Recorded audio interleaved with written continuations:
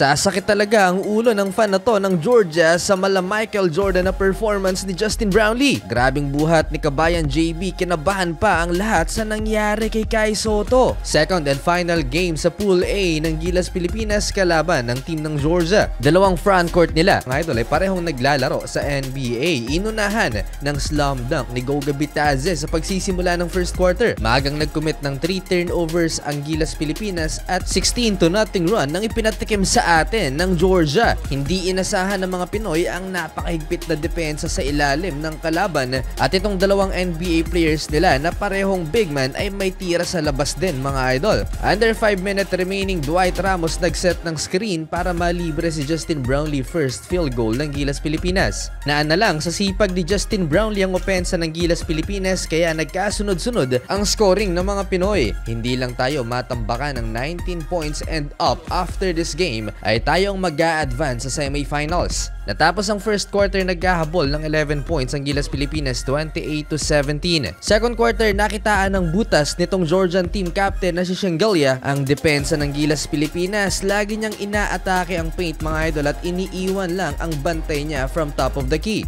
Under 7-minute mark, kinabahan ang lahat sa nangyari kay Kai Sotto. Naipit ni Goga Bitadze, mga idol, si Kai. Buong katawan ng Georgian player ang sinalo ni Kai Sotto. Pero ang natawagan ng unsportsmanlike foul ay si Joe Thomason. Dahil sa 12 turnovers ng Gilas Pilipinas, lumobo sa 20 points ang lamang ng Georgia. Halfway dito na nag-run ang Gilas Pilipinas at nakat ang lead ng Georgia. Sagutan pa sa pagpuntos ang dalawang magkalabang kupanan, Dwight Ramos na libre sa 3 at Chris Newsom mid-range jumper. At the end of first half, nag-mini run ang kalaban, bumalik sa 12 ang hinahabol ng Gilas Pilipinas 55-43. 14 points for Justin Brownlee, parehong 14 din ang naitala ni Shengelia at Mamu Kilashvili.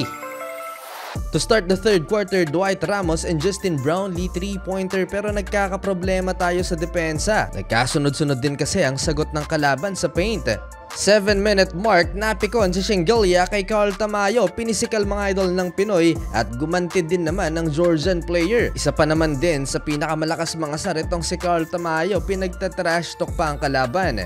After na mangyari yan, napabuhat ang tatlo sa star players natin, Justin Brownlee, Dwight Ramos at etong si Chris Newsom. Wala na, kinakabahan na ang kalaban, mga idol, dahil kung hindi sila dito manalo ng 19 plus points, tayo ang mag-a-advance sa semifinals at mahuhulog naman ang Georgia sa Pool A.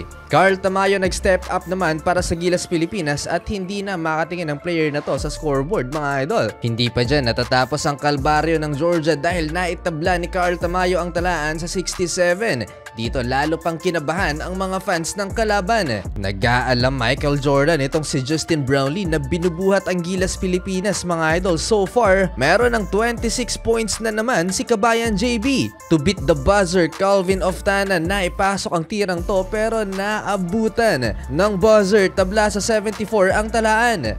Naaamoy na ng mga Pinoy ang semifinals. No Kai Sotto, mga idol, dito sa second half, pero nag-step up naman ang team captain na si Japet Aguilar. Mahirap paniwalaan na nasa ganitong level na ngayon ang Gilas Pilipinas, salamat kay Justin Brownlee at kay Coach Tim Cone. Under 8 minutes lamang na ang Gilas Pilipinas, hindi makatingin ng bench player, mga idol. This is just a perfect basketball game for Gilas Pilipinas against all odds. Down the stretch, nabuhay ang fans ng Georgia sa kanilang mini run, pero itong si CJ Perez nag-step up off the bench. 3 big basket for Baby Beast, mga idol. Last 3 minutes, another big time 3-pointer ang hatid ni CJ Perez, 90-89. Lahat halos ng puntos ng Gilas Pilipinas dito sa crunch time ay nagmula kay CJ Perez. Last 1 minute, kahit siguradong semifinals bound na, Justin Brownlee bank shot.